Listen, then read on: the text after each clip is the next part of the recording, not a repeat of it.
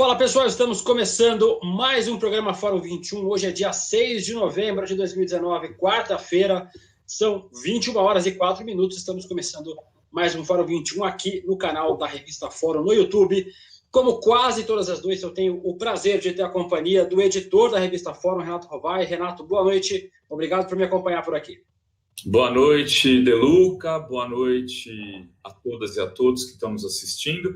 E vou te dizer, já que você não vai ter o prazer de me acompanhar amanhã e nem sexta, porque amanhã eu vou estar numa palestra na USP, na FEFELESH, lá no Festival Internacional da Mídia Independente, ou da Mídia Alternativa, uma coisa assim, está sendo organizada pelos estudantes lá da USP, num debate com a Mônica Bergamo, e na sexta na Unifesp, lá em Santos, lá onde eu volto depois de um bom tempo desgarrado da minha terra natal.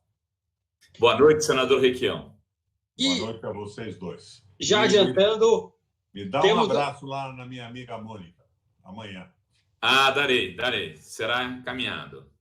Renato, adiantou, vocês já viram aí no nosso tema de hoje, temos o prazer de receber o ex-senador Roberto Requião, do MDB do Paraná. Senador, obrigado por ter aceitado o nosso convite. Valeu, William. À disposição de vocês sempre. Um bom dia para a gente bater um papo no ar, não é? Tudo que tem acontecido no Brasil. A gente colocou como tema principal o que o senhor chamou lá no Twitter de fracasso do mega leilão do pré-sal. A gente usou literalmente a sua expressão lá para falar sobre o leilão do pré-sal, que resultou, segundo os especialistas, no pior cenário para o governo. O governo do presidente Jair Bolsonaro esperava receber 106,5 bilhões por 4 áreas de exploração, mas vai receber apenas 69,8 bilhões. Segundo o economista Edmar Fagundes de Almeida, do Instituto de Economia da Universidade Federal do Rio de Janeiro, ficou claro que o governo errou a mão na definição dos bônus, cobrou caro demais, e esses são alguns dos problemas apontados. Senador, como é que o senhor viu esse leilão que foi mais um fracasso para esse governo? Aos nossos erros chamaremos de experiência. Eu bati um papo com algumas pessoas hoje, à tarde, antes de conversar com vocês dois. Eu acho que nós temos algumas coisas fundamentais. A primeira delas é que a Petrobras é indispensável para a extração do petróleo no Brasil. Pelo conhecimento técnico, pelo conhecimento das regiões, pela sua capacidade operacional. Se não tivesse Petrobras, nós não teríamos tido leilão algum, porque a Petrobras ficou com 90% da metade desse leilão e 5% para uma empresa chinesa e 5% para outra. Então, a Petrobras é fundamental. Mas o fundamental era que, sem esta loucura do Guedes, essa maluquice do liberalismo econômico sem pé nem cabeça, a Petrobras devia ser contratada para operar a extração desse petróleo. E o Brasil ficaria com o lucro de todo excedente, restabelecendo o recurso para a educação, para a saúde e tudo mais. Então, que fique bem claro a indispensabilidade da Petrobras e o erro básico do processo, parceria na extração. Eu sou a favor da Petrobras como operadora única desse processo de extração do pré-sal. O outro aspecto, que eu acho que também é importantíssimo, é que as empresas multinacionais, as operadoras não entraram, com medo da instabilidade do governo, falta de segurança jurídica. Ninguém acredita que essa maluquice do Guedes e esse histrionismo absurdo do Bolsonaro se mantenha há muito tempo. Empresa alguma entraria nisso. Agora, é evidente que nós temos que examinar também, como alguns ex-diretores da Petrobras já abordaram, o aspecto de que eles querem, fundamentalmente, é tirar a Petrobras do processo de extração. Eles querem a entrega total do petróleo. O bônus foi um pouco alto. E essas empresas todas que estão operando no mercado capitalista pensam no lucro rápido, extração rápida e lucro, retorno rápido para os acionistas. e não estão pensando no longo prazo, no médio e no longo prazo. O que não acontece, por exemplo, com a estatal chinesa. Ela entrou com 2 empresas, 5% cada uma, pensando em se colocar na possibilidade de participar da extração do pré-sal do Brasil. Agora, foi uma derrota brutal do governo meu. Aqui governo, nós não temos governo, é uma brincadeira que está ocorrendo no Brasil, enquanto o presidente Bolsonaro, como um animador de circo, diz bobagens e diverte a plateia, e os interesses que dominam o Brasil são os interesses dos bancos e do capital financeiro. Nós estamos muito mal. E isso não dá segurança jurídica para ninguém, principalmente depois do que aconteceu no Equador, a eleição da Argentina e a revolta no Chile. Então, a insegurança jurídica afasta qualquer investidor. Agora, por outro lado, empresas privadas pensam no curto prazo, não estão pensando na segurança do abastecimento. Aqui, senador, tem uma pergunta já, aproveitando para agradecer a todo mundo que está comentando aqui, tem uma audiência bem bacana já. O Léo Tales começou a noite mandando um superchat, já eu agradeço o Léo, que me acompanhava desde lá do Deluca Entrevista, meu antigo programa. Um abraço para você, Léo. Ele mandou aqui: Deluca, Rovai, senador, esse leilão não seria mais uma cortina de fumaça? Ou seja, a própria Petrobras compra, trabalha em cima e deixa mais fácil a entrega futura do pré-sal? Para acrescentar, senador, porque muita gente tem falado isso aí, né? Que talvez seja uma armadilha para depois privatizar a Petrobras inteira. Ou a Petrobras, com a autorização que está lhe dando o Supremo Tribunal Federal, vender isso por qualquer dinheiro posteriormente, né? Então, são coisas. Mas eu acho que o fundamental é que a Petrobras funcionava como operadora, o bônus prejudicava o lucro das empresas no curto prazo e a absoluta falta de credibilidade jurídica do Brasil. Não há segurança jurídica para investir no governo de Guedes e Bolsonaro. Isso não é um governo, é uma doidice, é uma loucura. É uma regressão ao barbarismo do liberalismo econômico de 100 anos atrás. Aproveitar para agradecer mais alguns comentários aqui, todo mundo está assistindo: Isel Pinheiro, Denise da Silva, Gladys Anastácio, Salme Sobrinho, Ângela Sadoc, vários nomes conhecidos aqui: Eliette Eli, do Rio de Janeiro, Claudinéia Modesto, Moisés Araújo, Loia Lopes, Paulo Pamplona Frazão, também conhecido, Tiara Oliveira, Tim Almeida, quem mais? Marilena Queiroz, e a Simone Vieira disse: Requião é show. Lembrando todo mundo, por favor, se inscrevam no canal, cliquem no sininho para receber as notificações, e aproveitem para compartilhar essa live aí nos grupos de WhatsApp para mais gente assistir e ouvir a nossa conversa com o senador Roberto Requião. Luca, eu tenho uma pergunta aqui do Tadeu Porto, que é do Sindicato do Norte Fluminense, do Rio de Janeiro, e ele pergunta assim: senador, o senhor poderia falar sobre o que significou a Lava Jato para a Petrobras e o que significou a Lava Jato para a situação política brasileira atual? Bom, vamos lá. Franqueza absoluta, antes de tudo. A Lava Jato se suportou inicialmente numa corrupção generalizada na política brasileira. Mas ela cooptou o Sérgio Moro e passou a agir como um instrumento de interesses do capital financeiro e instrumentos geopolíticos norte-americanos. Ela destrói o processo industrial brasileiro, liquida com as maiores empreiteiras, não se preocupando em punir os responsáveis, mas em punir a empresa e os seus trabalhadores. Foram milhares de empregos que desapareceram. E hoje o Bolsonaro está aí autorizando a entrada das empreiteiras norte-americanas no Brasil. Eu acho que isso fica muito claro. Era aquele projeto conhecido como Ponte para o Futuro, do Michel Temer, redigido, se não me engano, pelo Marcos Lisboa. Brasil. E o presidente da Petrobras, outro dia, disse que esta mania de industrializar o Brasil está prejudicando muito o agronegócio. Uma afirmação rigorosa e completamente imbecil do entreguista, de um sujeito que não tem identidade alguma com o Brasil, não tem um sentimento de pátria, de igualdade, de fraternidade, e é um entreguista jogando nesse liberalismo econômico bárbaro de 100 anos atrás. E, posteriormente, a Petrobras passou, isso é uma evidência para todos nós, a perseguir pessoas ligadas a projetos nacionalistas e progressistas. Você veja, não tem um cara do PSDB preso até hoje. Eles se livraram disso de uma forma total. E o Intercept revelou que isto era deliberado. Não se podia prender, por exemplo, acusar o Fernando Henrique, que era da turma, do grupo, segundo eles, nosso aliado. Então, a Lava Jato, que eu saudei com entusiasmo no começo, se transformou num instrumento de invasão do Brasil pelos interesses do capital financeiro e dos Estados Unidos. Eu não tenho dúvida alguma disso. E, senador, qual que é a perspectiva agora, quer dizer, com esse mico desse leilão?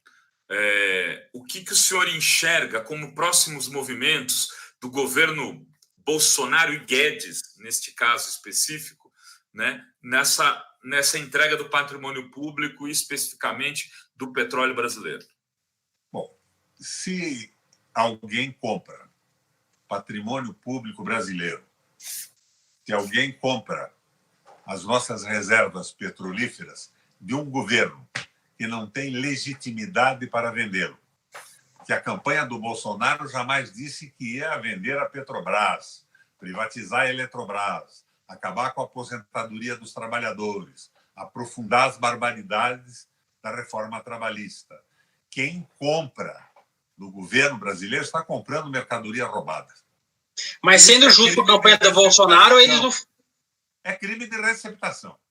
E mais cedo ou mais tarde, um referendo popular tem que anular isso tudo e a gente vai ter que devolver sem indenização alguma. E talvez a sensibilidade sobre o que está acontecendo na América do Sul, no Chile, no Equador, na Argentina, tenha levado também essas empresas americanas a recuarem do avanço do nosso petróleo, juntamente com outras razões que eu já abordei. O medo de ter que devolver tudo e perder o que investiu. São receptadores de mercadoria roubada. Jamais o povo brasileiro autorizou governo algum a entregar o petróleo, a entregar o subsolo, a massacrar trabalhadores, a promover um regime de semi-escravidão do trabalhador brasileiro do norte a sul, do Oiapoque ao Chuí.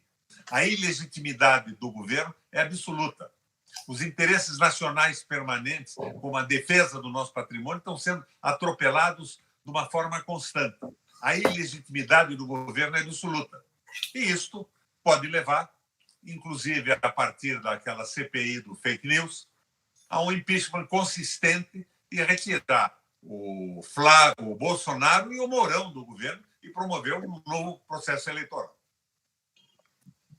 Mas, sendo justo com essa propaganda do Bolsonaro, senador, eles não prometeram muita coisa na campanha, né? Como é que o senhor tem visto o que ele tem entregado até agora, né? Porque a campanha do Bolsonaro não teve muita promessa, não teve muito debate, a gente não sabia muito para onde ele ia, já imaginava pela equipe que ele prometia montar, né?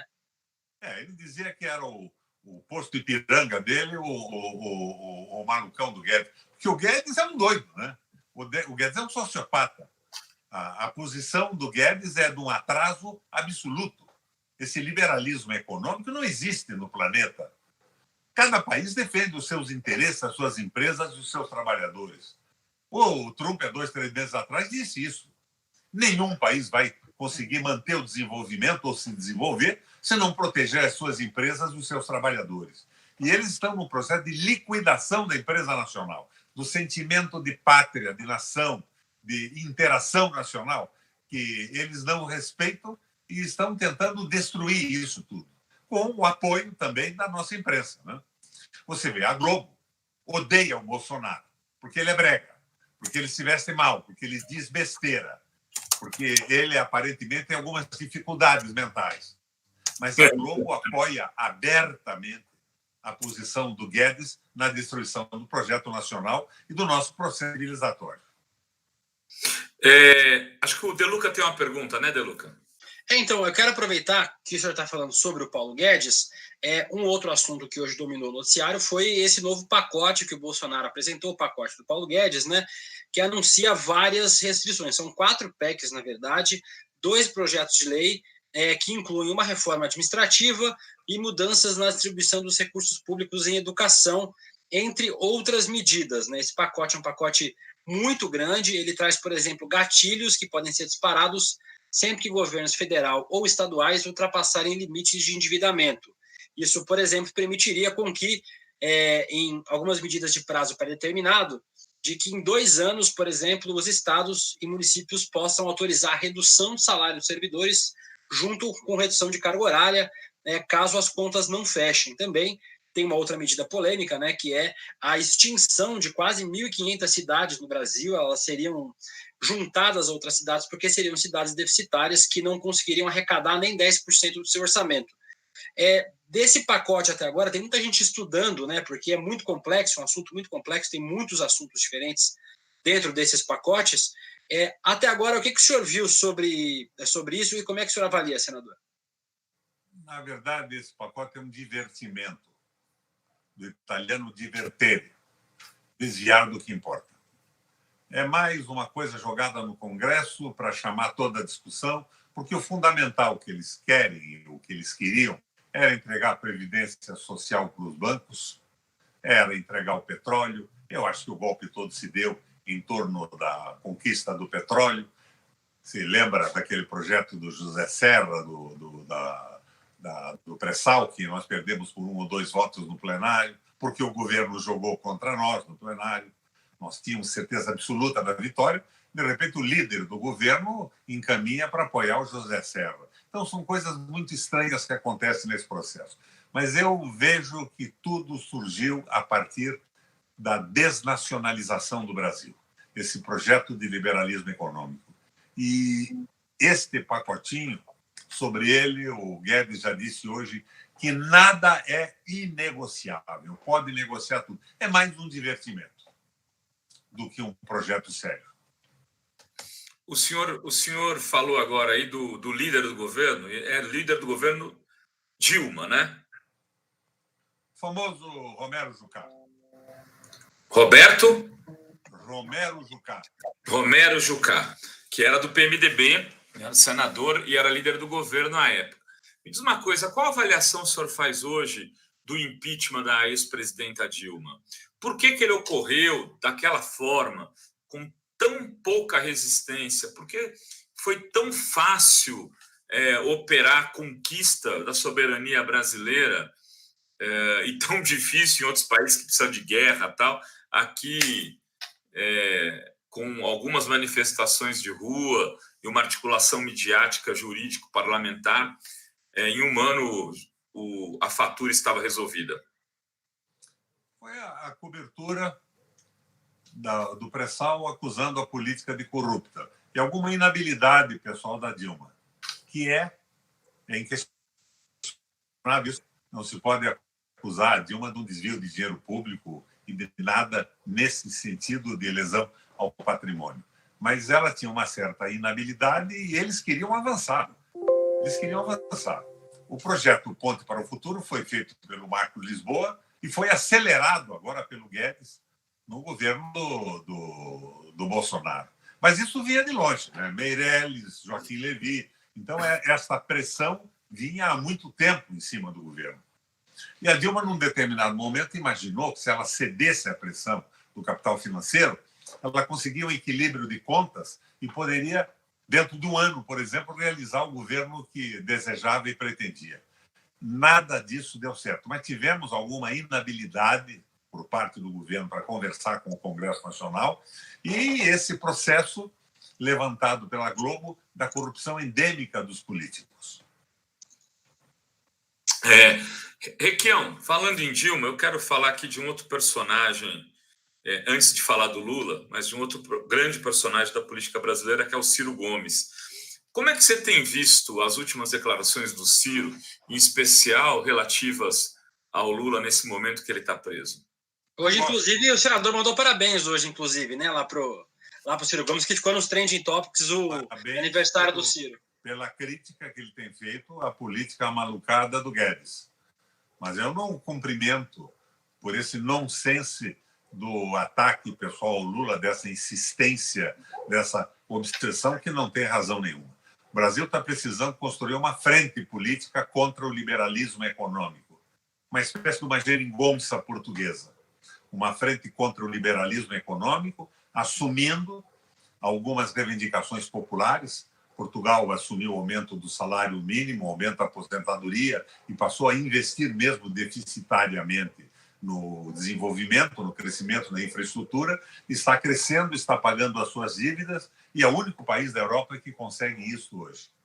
Eu acho um equívoco essa agressão ao PT, mas eu cumprimento o Ciro pela habilidade com que ele vem discutindo e desmontando o projeto liberal do Guedes. Eu gostaria de ver o Ciro, por exemplo, nessa frente que eu sou presidente de honra, a frente da soberania nacional, somando com o nosso todo. Num primeiro momento, nós temos que derrubar esse governo e restabelecer a democracia. E os partidos políticos, mesmo agora, deveriam estar internamente discutindo administração pública e ideologia econômica para, no processo de democratização, poderem colocar cada um o seu programa para que o povo decida os rumos do Brasil, da economia, da organização social, da estrutura partidária e da relação do Brasil com o concerto das nações no mundo. Mas a primeira tarefa nossa é a frente política. Como fizemos lá no passado uma frente do velho MDB de guerra, lembra? O MDB, você sabe por quê? Não tinha um projeto específico. O projeto era derrubar a ditadura militar. Isso somou o Brasil inteiro. Faltou que, depois da democratização, surgissem propostas mais consistentes. Precisamos dessas propostas, porque o partido tem a responsabilidade de fazer propostas para o município, para o Estado e para a nação, e para as relações da nação com o mundo. Mas a frente política ela é contra alguma coisa, e nós somos contra o liberalismo econômico, a coisificação do trabalho. O trabalhador, para o Guedes, é como uma máquina numa oficina, uma mesa, uma cadeira, uma bancada, não tem valor, não tem direito. Eles são absolutamente sem identificação com o trabalho e com o nosso povo. Agora, a frente não tem espaço para a continuidade dessa crítica pessoal ao Lula, isso e aquilo. Nós temos que somar e não dividir. Agora, o trabalho que o Ciro vem fazendo na crítica é muito bom. Essa construção dessa frente, senador, passa também pelas eleições de 2020 agora, né? A gente já tem visto as discussões acontecendo em todo o Brasil, por exemplo, em Porto Alegre, aí na região sul, já existe mais ou menos um acordo, ao que parece, ao redor do nome da Manuela Dávila, com apoio do PCdoB, com apoio do PT, do PSOL.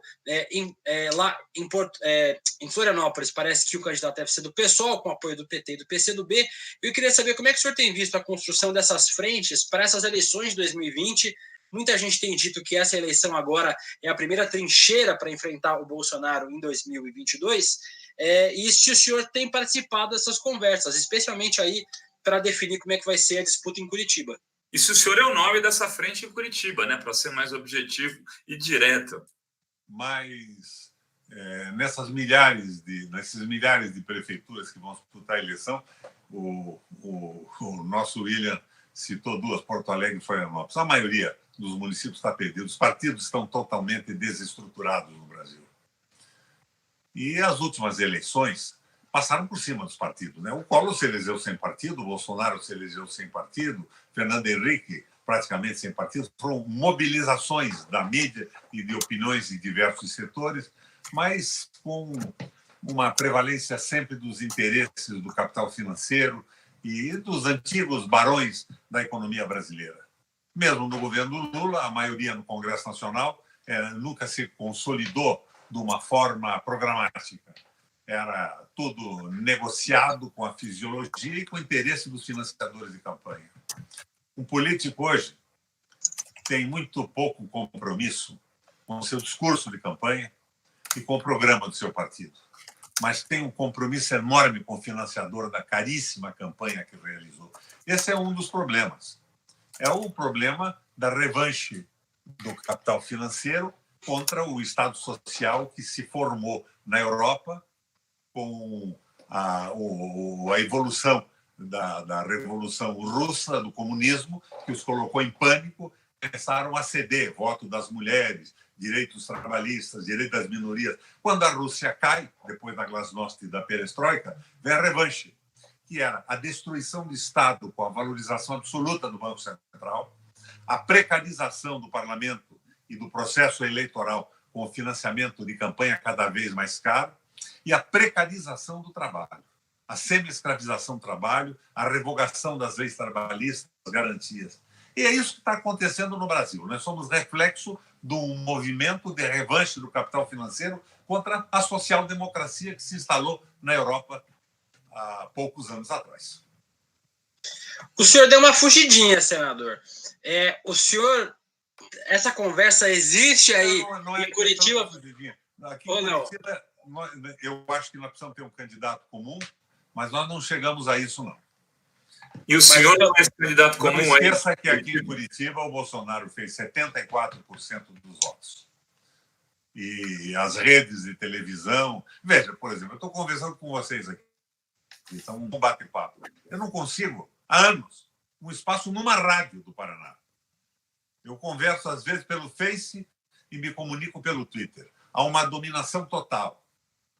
E um prefeito aqui hoje, com as condições que nós estamos vivendo no Brasil, que eu espero que mudem até o ano que vem, e considero até a possibilidade, eu não sei se é uma possibilidade, um desejo que eu tenho, que esse pessoal seja varrido do poder e o Brasil volte ao seu processo civilizatório e democrático, nós teríamos muita dificuldade de lançar um candidato e fazer alguém com a possibilidade de governar o Estado, na mão do governo estadual e do governo federal. Mas até o ano que vem nós vamos chegar a uma conclusão. Perfeito. Senador, falando um pouco, amanhã vai se julgar lá, vai ter o julgamento da segunda instância no Supremo Tribunal Federal. Hoje, o Lula revelou numa entrevista ao Eduardo Guimarães, do Blog da Cidadania, que ontem, pela manhã, sua cela foi invadida por agentes da PF para lhe intimar para um depoimento desse processo aí que tem relação, inclusive, com o seu partido, o PMDB, que é um processo de 40 milhões, que teria sido um acerto de campanha em 2014, né, conduzido pela JBS, com Guido Mantega. Essa denúncia é uma coisa muito confusa, porque não tem prova nenhuma, mas com base nisso, o delegado ligado ao Moro, que segundo uma fonte minha é Moro Futebol Clube, entrou com um pedido de prisão da Dilma e colocou o Lula como testemunha. E aí ontem invadiram a cela dele para intimá-lo. Ele estava muito puto, hoje chamou isso de palhaçada, e amanhã se julga a segunda instância dele. Queria que o senhor comentasse essa situação do ex-presidente Lula e tudo que estão fazendo contra ele. Hoje mesmo o Pedro Serrano falou que é de uma crueldade isso, que ele nunca viu nesses anos de Nova República para cá, ou seja, de 84, 85 para cá. A Dilma sequer é citada nesse processo. Eu acho que todo o processo de desvio de dinheiro público, de utilização de corrupção, tem que ser investigado. Mas não teve sentido algum as prisões pedidas que foram rejeitadas pelo Fachin. E quanto a invadir a cela do Lula, é uma piada. O Lula está preso, não precisa ser intimado para depor. Não é assim que se faz isso. É mais um espetáculo, um divertimento. Criar um drama, um desconforto, pressionar os ministros do Supremo. E eu, como sou um cético, mas não sou um cínico, né? Os cínicos se caracterizam por não acreditar em nada mais. Os céticos não acreditam, mas têm uma vontade danada de acreditar. É a minha posição em relação ao Supremo Tribunal Federal. Eu espero que eles validem o texto constitucional, acabem com essa história de prisão em segunda instância. Embora, lá atrás, eu mesmo tinha entrado com um projeto estabelecendo condições para prisão em segunda instância. Um caso, por exemplo, do Maluf, que tinha 500 condenações e não era atingido pela lei. Mas com esse comprometimento ideológico do judiciário, o atropelamento do processo legal e tudo mais, eu recuei disso. E daí fui para a redação do projeto de lei de abuso de poder. e foi aprovado agora pela Câmara Federal, com pequenas modificações, não muito importantes, do texto que eu redigi na companhia de juristas do Brasil inteiro. Juízes, promotores do país inteiro, que é para punir o abuso. É uma verdadeira loucura. Nas últimas eleições, nós sentimos pesadamente. Isso aqui no Paraná, por exemplo. Em determinado momento, o Ministério Público abriu um inquérito para compra de televisões para a sala de aula. Isso durou 4 ou 5 anos. Todo dia tinha uma denúncia. Corrupção na compra das televisões. Era um laranja, eu mandei fazer uma televisão numa cor diferente para evitar que ela fosse roubada das escolas. Ela era facilmente identificável. E a Joyce Assemo ia para a televisão, chamava todo mundo de ladrão. Foi um desgaste danado, o Ministério Público vazava bobagens, a imprensa de oposição inteira publicava, a Globo, esse pessoal todo, até que um dia parou, porque não tinha nada de certo arquivado o inquérito. Posteriormente, eu tomei conhecimento de que uns moleques aqui do Ministério Público do Paraná publicavam notícias da seguinte teor. A corrupção do pedágio passou pelos últimos 3 governos. O governo do meio era o meu. Não dizia como nem porquê. Daí isso era publicado pelo Globo e pela Folha e entrava no WhatsApp e o governo corrupto do Requião era indicado à população do Paraná inteira que utilizava o WhatsApp. Daí inventaram outro negócio. O Requião era o chefe da quadrilha do Conselho de Contribuintes. E esses absurdos, absolutos, eram utilizados para desmontar a imagem do governador, que seria candidato ao Senado, porque o Deltan Dallagnol queria ser candidato ao Senado também. Então, esses fakes, esse processo todo, e este conceito de guerra híbrida, de utilização de notícias da internet e tudo mais, avançou muito. Se a CPI e a minha amiga Lídice da Mata relatora aprofundar, nós podemos ter aí um bom motivo para afastar essa gente do governo e devolver o Brasil aos brasileiros. Deixa eu aproveitar para ler alguns comentários aqui. Muita gente comentando. O Léo Tales, a Isa Zampaglione, a Ângela Sadoc também. Ângela, muito bom ter você aqui com a gente. Mariana Ruth, Fernando Costa, o ambiente democrático está em decomposição. Não acredito mais em eleição, STF, Congresso. Aposto que se a esquerda vencer as próximas eleições, os trogloditas fascistas não vão aceitar. A Cleonice Rocha, eterno senador Requião, te admiro, parabéns por estar do lado certo da história. Tem uma pessoa com nome muito difícil de ler aqui, eu não vou conseguir ler agora. Miguel Ângel Peralta, Tim Almeida, João Batista Lima, quem mais? A Dalva Joana e a Tereza Condo. Tem muita gente aqui falando, senador, sobre a composição do Congresso, né? Falando que o Congresso perdeu nomes como o seu, também perdeu nomes como o da senadora do PCdoB do Amazonas, a Vanessa Graziotin, a Gleisi Hoffmann também. Vários nomes deixaram. O Lindbergh, o Rousseff, que estava com uma eleição garantida em Minas. Parecia estar com uma eleição garantida. Também, o Eduardo Suplicy aqui em São Paulo também.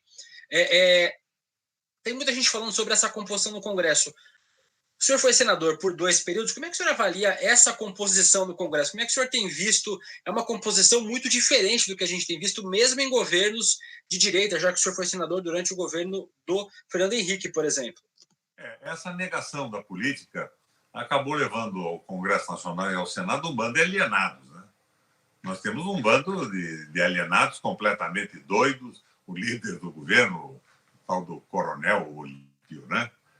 É uma doidice. Aqui no Paraná foi o Arnes e o Oriovisto Guimarães. O Oriovisto Guimarães é o dono do Colégio Positivo. Bom empreendedor, fez um belo colégio, mas segundo notícias que eu tenho, não estava nem morando no Brasil nos últimos anos, está morando na Alemanha com a sua mulher. E se elegeu senador da República naquela onda de Bolsonaro. Mas muita gente ruim, que não é que fossem não políticos, é que não tinham nem noção disso. E estão fazendo o quê lá? Evidentemente estão negociando cargos, mandatos, emendas. O Congresso Nacional piorou profundamente em relação ao período anterior, que cá entre nós também não era uma maravilha. Caçou a Dilma, aprovou a lei a PEC do fim do mundo, cessação de investimento, já não era ficou uma coisa terrível. Agora, eu acredito que mobilização popular, se chegar a ocorrer, muda o Congresso Nacional. Eles vão pensar na reeleição deles, em ter alguma sintonia com a população. E a mobilização não está ocorrendo, né? Nós estamos muito parados. Está faltando uma estrutura convocatória desse processo todo. E o senhor atribui isso ao quê, senador? Eu atribuo isso a uma desesperança com os partidos e tudo mais. Precisava ter uma liderança confiável nesse processo, por isso que eu estou propondo a nossa frente ampla aqui, não tão ampla que incorpore liberais. Outro dia eu ouvi falar que queriam fazer em São Paulo uma frente pelo direito e o fórum da democracia. Mas quando eu vi os participantes, eu disse, eu não vou lá, tem que ir de smoking, ou com traje a rigor. O Fernando Henrique participou com vídeo, o Rodrigo Maia foi convidado. Isso não é frente ampla contra o liberalismo econômico e pela democracia do Brasil. Isso é uma ativa das elites que agora estão com medo que uma multiplicação da Lava Jato os pegue, está cuidando do próprio rabo. Querem a paralisação dos arbítrios para escapar das suas responsabilidades. Senador, por que o Serra não está preso? Quem? Por que o Serra não está preso? O Serra é amigo dos Estados Unidos, é o autor do fim do pré-sal. É uma coisa, por que o Serra não está preso? Por que o Aécio não está preso?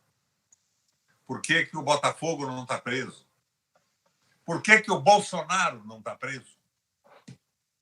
Por que o Guedes não está preso? O banco que o Guedes participou da fundação, o tal do BTG, tinha 34 sucursais em paraísos fiscais. E banco que tem sucursal em paraíso fiscal serve para quê? Para guardar dinheiro nas ilhas? É evidente, é um esquema de manipulação do capital financeiro. Esse pessoal não tem nenhum compromisso com a sociedade, com a vida, com o trabalho e com o Brasil, basicamente. E o Bolsonaro é porra louca, né? Me perdoa a franqueza. O Bolsonaro chegou a apoiar o Chaves no começo da tomada do poder. Ele chamava que tinha que fuzilar o Fernando Henrique, que queria vender a Petrobras. O que ele está fazendo agora? É um simulador. E o envolvimento do Bolsonaro com as milícias naquele conjunto é uma coisa mais do que evidente, né? Aquele conjunto é uma verdadeira loucura. Onde morava o assassino da Marielle, o Vivendas da Prata, 117 fuzis, e o Bolsonaro. Os filhos completamente desequilibrados. O Dudu. Falam agora, não, vamos empichar o Dudu. Não, não tem que empichar o Dudu, tem que internar o Dudu. É um caso psiquiátrico, não é policial. Perfeito. William, com você aí para os finalmente. Só tem aqui um pessoal falando sobre o Bolsonaro.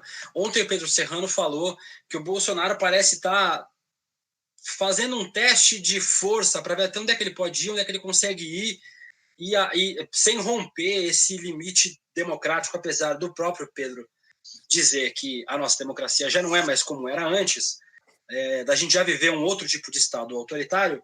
O que o senhor acha que falta para a gente conseguir, pelo menos, abrir um processo de impeachment contra o Bolsonaro? Já não tem indício suficiente, ou já não tem, pelo menos, movimentos autoritários suficientes para isso? Tem a história da vida dele, foi excluído do Exército Brasileiro. Agora, veja bem, ele não está fazendo teste de força. O Bolsonaro é isso. É esse comportamento porra louca. Ele está dando cobertura para o capital financeiro, para os bancos e para os interesses geopolíticos dos Estados Unidos governarem o Brasil. E ele foi auxiliado pelos fake news, por aquela invasão da internet. E isso tudo tem que ser levantado. O Bolsonaro não tem lado. Ele vai para um lado, vai para o outro. Ele criticava ontem, ele faz hoje. Quem manda no governo é o capital financeiro e quem opera é o Guedes. O Guedes e o Nhonhô, o Botafogo, que são os factótulos, os operadores dos interesses do capital financeiro. Bolsonaro não é presidente da República. Ele é um animador da República, como se a República fosse um circo. Você acha que ele termina o mandato, senador? Hã? Ele termina o mandato? Eu não sei se a minha resposta é uma resposta baseada num raciocínio lógico, é o desejo. Eu espero que não. Uhum. E as Forças Armadas continuarão com ele por muito tempo? Ou o senhor acha que já tem 5 generais foram defenestrados essa semana, né? E hoje eu tive a notícia que o ministro dos Transportes, não, das Minas e Energia, vai para o Supremo Tribunal Federal. Mais um que sai do governo. Vai para o Tribunal Militar. Vai para o Superior Tribunal Militar. Então, é uma bagunça, é uma coisa absolutamente surreal o governo do Bolsonaro. Mas aí tem aquele núcleo operado pelo Guedes e pelo Rodrigo Maia, defendendo os interesses do capital financeiro e ferrando o povo trabalhador. E é uma loucura o que eles estão fazendo, né? Porque a saída da recessão na história recente do mundo sempre foi com a participação pesada do Estado. A nova política da Alemanha, comandada pelo Horace Greeley e Arnold Sacher, o New Deal, né, o novo pacto dos Estados Unidos, do Roosevelt, com um apoio teórico do Keynes, né? As opiniões do Ford na recessão americana. Recorda disso? Uhum. Diminua a carga horária dos trabalhadores, presidente, e aumenta o salário por lei para recuperar a capacidade de consumo da população, senão nós jamais iremos retomar o crescimento. Isso depois que o Ford, baseado no Taylor, tinha colocado o Taylorismo, que é a especialização do trabalho, numa linha de montagem. E dizendo, você não aumenta a produtividade de uma fábrica ou de um país aumentando a carga horária do trabalhador. Você aumenta especializando o trabalhador. O Japão está fazendo isso hoje, né? Tem indústrias automobilísticas que estão baixando brutalmente a carga horária. A Alemanha, no setor informatizado e bancário, baixou para 30 horas. E nós aqui fazendo o sujeito trabalhar mais e ganhar menos. É uma loucura total. Não se restabelece a capacidade de consumo da população e do país, da economia. Eles estão completamente enlouquecidos e sonhando com o tal dinheiro internacional. E você veja, desse leilão, mega leilão do pré-sal, não veio nada, né? Esperava uma fortuna, entrou 1 bilhão e 100. Perfeito, senador. É isso. Não, acho que é isso. Já são 21 horas e 46 minutos. Agradecendo a todo mundo que assistiu aqui. Uma baita audiência, muita gente mesmo assistindo. A Lenita Quântica aqui mandou um abração. Rovai, Deluca, Requião, estamos juntos. Luiz Mendonça, um pessoal, o Léo Tales, que eu já tinha falado antes, Eduardo Bessa, Marília Oliveira. Lembrando todo mundo, se inscrevam no canal, cliquem no sininho para receber as notificações. E eu quero aproveitar para agradecer o Renato Rovai, que me acompanhou aqui hoje, e também ao nosso convidado, o nosso entrevistado de hoje, o senador Roberto Requião. Senador, as portas da Fórum estão sempre abertas para o senhor. Obrigado, companheiro. Nós temos aqui, nesses debates, tentar esclarecer uma parte da opinião pública, formar quadros médios. Se nós não tivermos quadros médios formados, nós podemos ter, num determinado momento, o sucesso da derrubada da ditadura que tivemos lá atrás. Mas daí vai faltar formulação e proposta para a população escolher os seus verdadeiros caminhos. Eu cito sempre a Revolução Estudantil de 68 na França.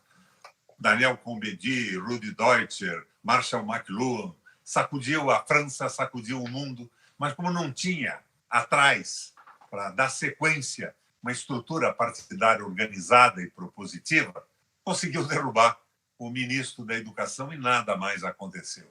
Então, o Brasil precisa formar quadros médios para que os partidos políticos se fortaleçam.